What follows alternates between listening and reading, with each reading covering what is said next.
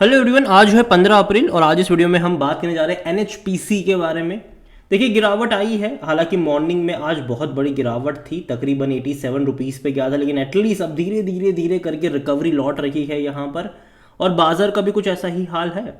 शुरुआती दौर में आज बाजार में एक भयंकर गिरावट थी, क्योंकि जो अभी हाल फिलहाल में ईरान और इजराइल का जो वॉर चल रहा है उसको लेकर एक्सपेक्टेड था।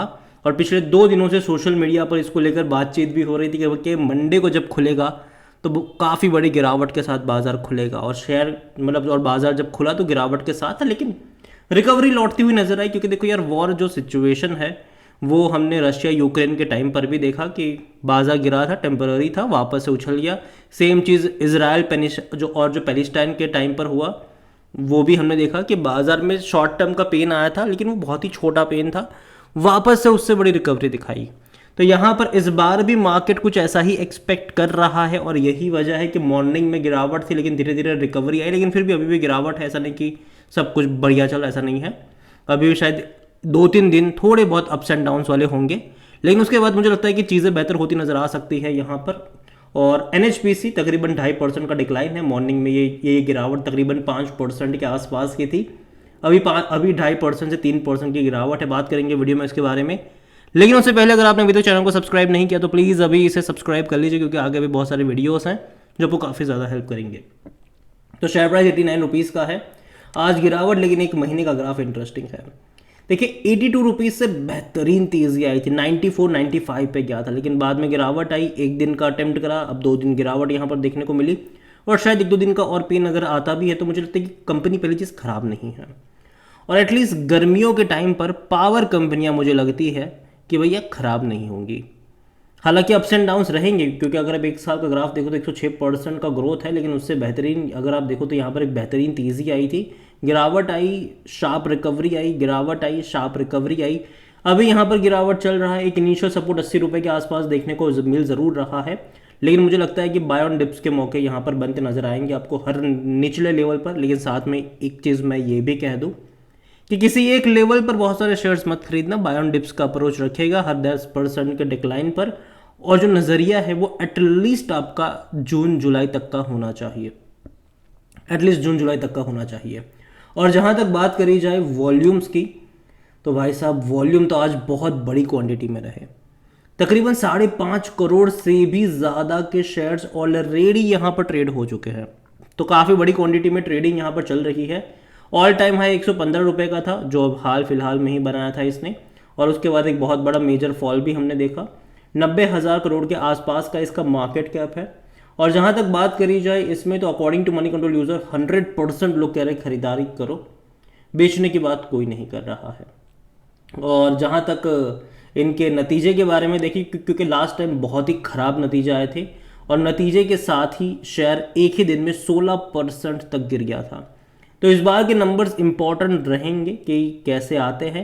हालांकि डेट अभी तक सामने नहीं आई है कि नंबर्स इनके कब आएंगे। देखो, मैं उम्मीद करता हूँ कि जल्दी नंबर्स आए और अच्छे नंबर्स आए यहाँ पर। और जहाँ तक कंपनी की वेबसाइट पर अगर आप चाहोगे तो देखो यार, कंपनी पावर सेक्टर से जुड़ी हुई है। जनरली इनकी जो ज़्यादा कैपेसिटी है वो हाइड्रो में है, और तकरीबन 7,000 मेगावाट की कैपेसिटी है, और ये इसको लगातार बढ़ा रहे हैं। इनका टारगेट 9,000 मेगावाट पर लेकर जाने का है। इसके अलावा कंपनी जो है वो रिन्यूएबल्स एनर्जी में सोलार के ऊपर बहुत ज़्यादा फोकस कर रही है। अभी पिछले महीने ही इन्होंने हमारे प्रधानमंत्री मोदी जी हैं, इन्होंने इनका जो तकरीबन 380 मेगावाट का सोलर प्रोजेक्ट था उसका इनॉग्रेशन करा हुआ था, और ये प्रोजेक्ट जो है वो तकरीबन इसी साल सितंबर महीने में कमीशन भी हो जाएगा। तो लगातार अपनी कैपेसिटी को ये लोग बढ़ा रहे, चाहे वो हाइड्रो में हो, चाहे वो सोलार में हो, चाहे वो विंड में भी क्यों ना हो। कंपनी कैपेसिटी को लगातार बढ़ा रही है, और कंपनी के ऊपर कर्जा भी है। देखो, तकरीबन 20 से 22,000 करोड़ के आसपास का कर्जा है, और कंपनी ने अभी हाल फिलहाल में अनाउंस करा है तकरीबन 6,000 करोड़ रुपए डेट के जरिए रेज करने का। तो और कर्जा बढ़ेगा इनके ऊपर। लेकिन अगर इस पैसों का इस्तेमाल अगर ये करते हैं अपने एक्सपांशन प्लान के लिए, अगर वो उसके ज़रिए अगर वो अपनी कैपेसिटी को बढ़ा पाते हैं, तो एक चीज़ तो तय है कि आने वाले टाइम में जो बिजली के दाम है वो बढ़ने ही वाले हैं, वो कभी कम नहीं होंगे। इलेक्ट्रिसिटी का जो प्राइस है वो बढ़ेगा, क्योंकि डिमांड जो है वो लगातार बढ़ेगी। हम सब जानते हैं कि धीरे धीरे हम इलेक्ट्रिक व्हीकल्स की तरफ स्विच हो रहे हैं, और ऐसे में कंजम्पशन बहुत तेज़ी से बढ़ेगा, क्योंकि आज जिस तरीके से आप हर जगह पर पेट्रोल पंप और ये गैस स्टेशन देख रहे हो, कल को आपको ज़्यादातर आपको इलेक्ट्रिक व्हीकल्स के लिए चार्जिंग स्टेशंस भी देखने को मिलेंगे।